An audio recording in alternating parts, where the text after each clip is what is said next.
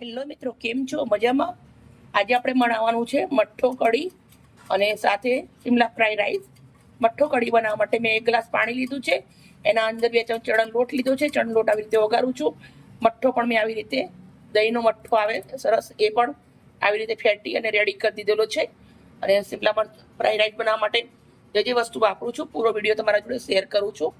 એકદમ નવી રેસીપી છે, બહુ સરસ. એના અંદર તેલ ગરમ મૂક્યું છે, જીરું થોડું, રાઈ જીરું ફૂટી ગયું, સૂકું લસણની કળી, લીલું લસણ, લીલા 5 નંગ મરચા ઝીણા સમારેલા, ડુંગળી એકદમ,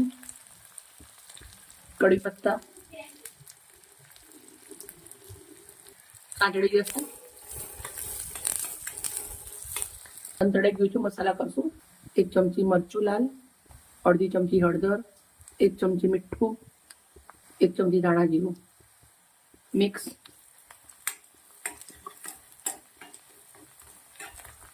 હવે આપણે જે ચણાનો લોટ વઘારી રાખ્યો છે એ રેડી જશું.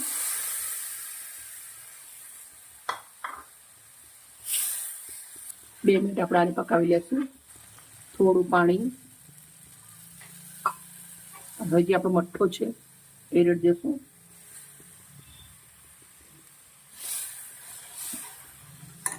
મઠ્ઠાના અંદર થોડું પાણી રેડી હલાવી રેડી દઈશું. કઢી તો તમે ખાતા જ હશો, પણ એકદમ થોડી એવી નવી ટીપ સાથે બનાવવાની, બહુ જ સરસ લાગે અને સાથે ટેસ્ટી લાગે. હવે આપણે આને 5 મિનિટ સુધી પાકવા દેવાની છે. પણ આપણે પાકતા પહેલા અંદર નાખીએ છીએ થોડી લીલી ડુંગળી,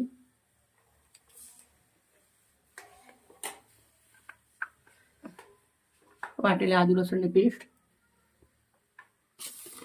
થોડા એવા લીલા ધાણા,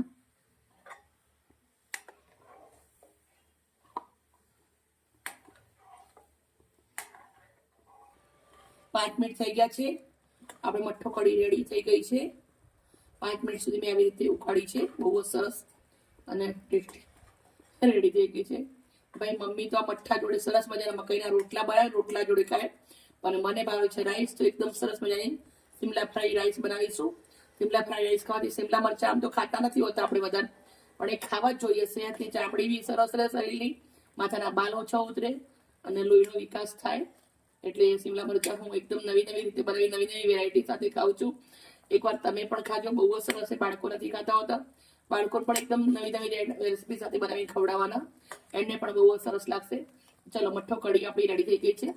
સાઈડ કરી દઈશ અને આપણે ફ્રાઈ રાઈસ રેડી કરશું. અડધા ચમચા એટલે તેલ મૂક્યું છે.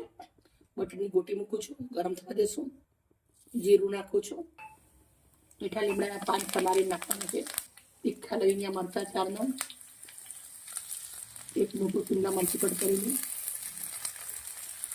થોડું આદુ લસણની પેસ્ટ મિક્સ.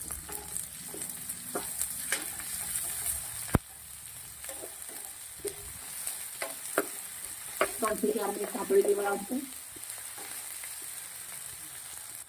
1 ચમચી મીઠું નાખું છું.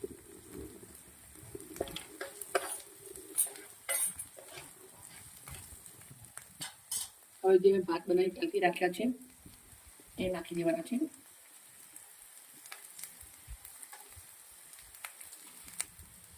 લીલા ધાણા મિક્સ કરી દઈશું. છે ને એકદમ ઝટપટ બની જાય, સુપર અને ટેસ્ટી શિમલા ફ્રાઈ રાઈસ. 3 થી 4 મિનિટ આવી રીતે આપણે ઘીના અંદર સાંતળવાના છે.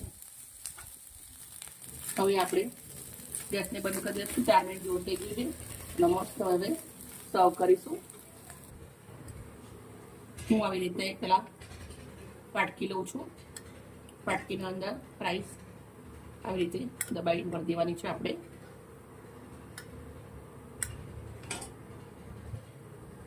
કઢીને હું આવી રીતે એક વાટકાના અંદર નીકાળું છું. આવી રીતના એક પ્લેટના અંદર લઈ લઉં છું. સાઈડમાં આવી રીતે મૂકી દઈશું. હવે આપણી જે મઠ્ઠો કઢી બનાવી છે એ નાખું છું અંદર. થોડીક લીલા ડુંગળીના આંધળા. મિત્રો, મારી મહેનત, મારી વિડીયો સારી લાગતી હોય તો પ્લીઝ મને એક લાઈક કરજો, દોસ્તોને શેર કરજો. અને આવી જ મજેદાર રેસીપી સાથે કાલે મળીશ. Okay, bye bye.